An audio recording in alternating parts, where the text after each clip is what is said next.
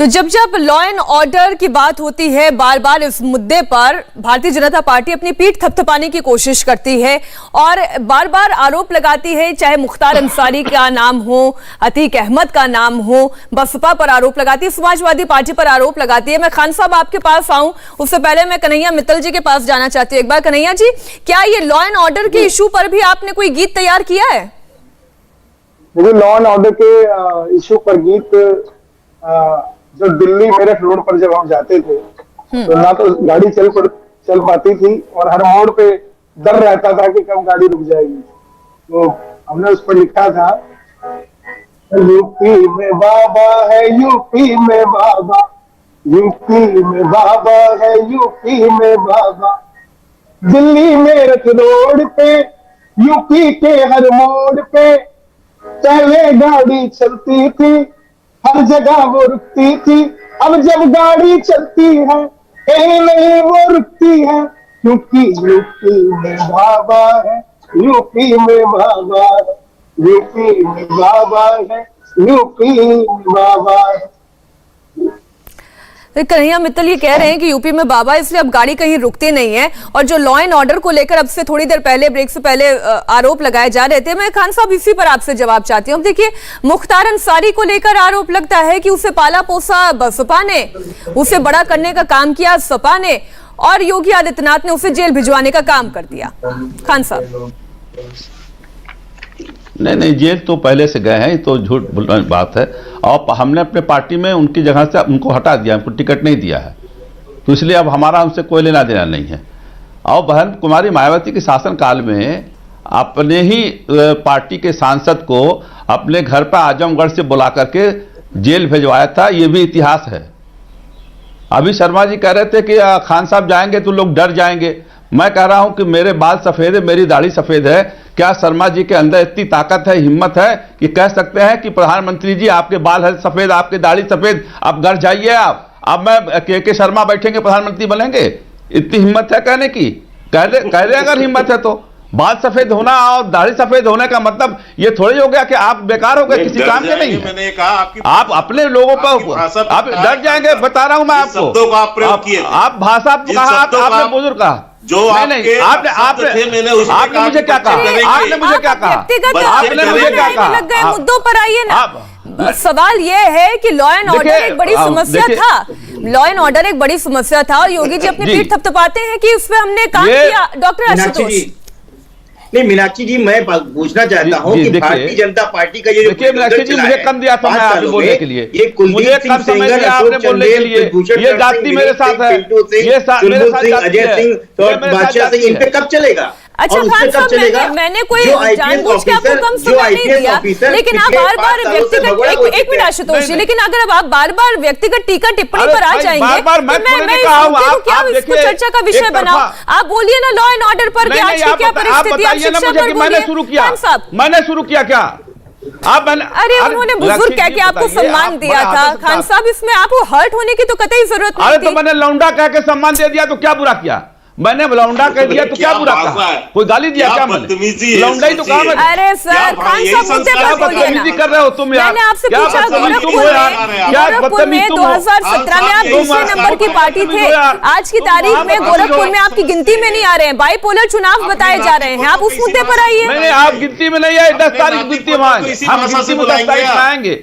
आप चाहे भाजपा का ढोल बजाइए, आपको बजाइए, बुला के बजवाइए, इनसे बजवाइए, इससे कोई फर्क नहीं पड़ता बहुजन समाज पार्टी को। बहुजन समाज पार्टी का वोट जो है कि जो आपके सबसे मजबूत हैंड थे विनय शंकर तिवारी, वो आपको छोड़कर चले गए। क्यों छोड़कर चले गए? अरे भाई, हमने जिसको चाहा इसको रखा पार्टी में, जिसको चाहा निकाला।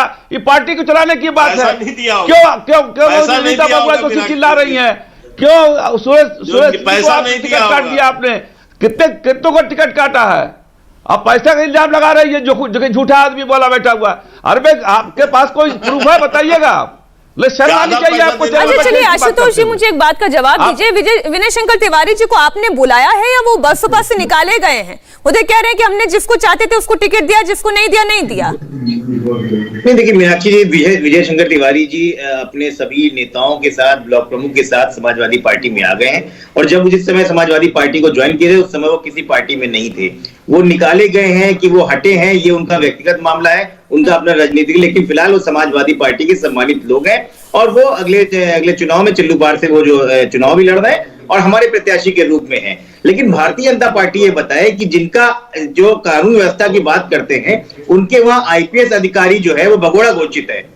आज भी आईपीएस ऑफिसर भगोड़ा घोषित है। ये उत्तर प्रदेश में पहली बार। आज भी कस्टोडियल डेथ में सबसे ज्यादा उत्तर प्रदेश बदनाम है। मतलब पुलिस संरक्षण के अंदर वो बदनाम है पूरी तरीके से उत्तर प्रदेश। फेक इनकाउंटर्स में बदनाम है। कौन सा उत्तर प्रदेश में आदमी है, कौन ऐसा है जो रेप पीड़िता को रात के 2 बजे टायर और पेट्रोल डाल के पुलिस के साथ में लेकर जला देता है और उसके माता पिता को पता भी नहीं चलता है? शांत रहो। कौन है ऐसा? तो उत्तर प्रदेश की कानून हालत इतनी खराब हो गई है कि पूरा देश और पूरा प्रदेश उत्तर प्रदेश में आने से डरता है कि वहां जो गोरखपुर में जाता है देखने के लिए कि वहां क्या हुआ है तो उसको पुलिस की गोली से उड़ा दिया जाता है। ठीक है, जवाब हम ले लेते हैं। शर्मा जी जवाब दें, यह है कानून व्यवस्था की स्थिति। नहीं, वो तो अपने समय काल को गिना रहे हैं क्योंकि वो उनका समय काल याद है उनको। तो ये भी आज बड़ी मासूमियत से भी कहेंगे। सुन लीजिए, मैं बीच में नहीं बोला था, आप क्यों बोलते? नहीं, आप गलत बोल रहे हैं। अच्छा नहीं लगता वर्मा साहब। सामने डॉक्टर भी लिखते हैं और फिर ये भी इस तरह की हरकतें भी आपकी। ऐसा है मीनाक्षी जी। हाँ, नहीं, मैं इनको केवल इतना बता देता हूँ कि आप इतनी बड़ी बड़ी बातें कर रहे हैं। ये गायत्री प्रजापति कौन थे जो जिनको आपने मुख्यमंत्री निवास में जिनको छुपा के रखा आपने, आज उनको आजीवन जो है बलात्कार के केस में आजीवन जो है कारावास मिला हुआ, तो अमित जिसको आप 1-2 साल पहले तक बचाते फिर रहे थे। तो इसलिए आप ये मत बताइए। और आपके समय की मैं ये भी बता दूं, 2-4 सुन लीजिए, अभी आप बीच में मत बोलिए ना। आपने अपनी बात बोल ली, अब मेरी बात बोलने दीजिएगा। नहीं, पूरा बोलिए ना, आधा सच मत बोलिए। आप नहीं सुन लीजिए। अब आप शांति से सुनेंगे तब अच्छा लगेगा ना। अरे कुलदीप सेंगर, बात पूरी करें शर्मा साहब, बात पूरी करें। वो आपको सेंगर याद दिला रहे हैं। मुझे बात पूरी करने दीजिए। प्रजापति याद दिलाए, वो आपको सेंगर याद दिला रहे हैं जी। नहीं, मैं आपको सेंगर को तो सजा हुई, अलग विषय है, अब तो कह ही रहे हैं। लेकिन आप तो छुपा के बैठे थे। दूसरी बात, आपने इसी उस पे पत्रकार जो है आपके एक पत्रकार को आपने जिंदा जलाया बाराबंकी में और आपके मंत्री ने जलाया। झूठ बोल रहे हैं। इसलिए आप इस तरह की परिस्थिति और बातों को मत कहिए। मैं ऐसी आपकी एक नहीं 1000 घटनाएं सुना सकता हूँ, 1000 घटनाएं। लेकिन मैं अभी उस पर ना आके मैं एक बात पर कहना चाहता हूँ मीनाक्षी जी, समझना। मैं आपको ये कह रहा हूँ कि अभी ये गोरखपुर की आप चर्चा कर रहे थे। समाजवादी पार्टी की हालत यह कि आज तक समाजवादी पार्टी गोरखपुर में अपना कैंडिडेट नहीं तय कर पाई है। बसपा ने किया था, वो तो भाग के चला गया। तो वहां इनकी वो हालत है, इनके कैंडिडेट नहीं मिल रहे, इनके कैंडिडेट भी नहीं चल रहे कि ये चुनाव लड़ा पाए, क्योंकि इनके पास एक अपराधियों की पूरी टोली है। वो अपराधियों को तो ये लड़ा चुके, अब वो अपराधियों के अलावा जो है इनके पास कोई अच्छा व्यक्ति तो आने वाला नहीं है। इनको भी पता है, क्योंकि इनको अपनी जो प्रकृति है इनकी गुंडों की, माफिया एक। लेकिन आज एक विषय बहुत महत्वपूर्ण था मीनाक्षी जी, जिसकी चर्चा शायद आपके डिबेट में आज नहीं हुई। जातिवाद सरकार जो है योगी जी ने सिपाही महोत्सव की चर्चा की है।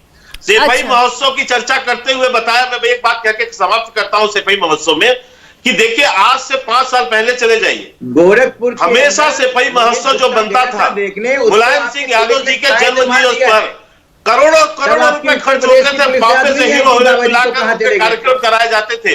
और जब हम जो है ये पैसा कहां से आता है, देखिए अब ये कहते थे कि ये हमारे कार्यकर्ता पैसा देते हैं। पिछले 5 साल से इनका सिपाही महोत्सव बंद हो गया। नेताजी अभी भी है। देखिए शर्मा साहब, आशुतोष जी, आप लोग एक दूसरे को अपने अपने राज की कमियां गिनाते रहेंगे, लेकिन जनता बहुत समझदार है। उसने अखिलेश यादव का राज भी देखा, उन्होंने मायावती का राज भी देखा, योगी राज भी देखा। वो खुद तय करेगी, समझदार है, कि किसका राज उसे पसंद आया। बहुत बहुत धन्यवाद शर्मा साहब आपका, आशुतोष वर्मा जी आपका भी, अमित खान साहब और कन्हैया मित्तल जी आपका भी बहुत बहुत धन्यवाद कुरुक्षेत्र में जुड़ने के लिए। इंडिया टीवी हर वक्त हर जगह डाउनलोड करने के लिए सर्च करें India TV news Google play store या ऐप स्टोर पर।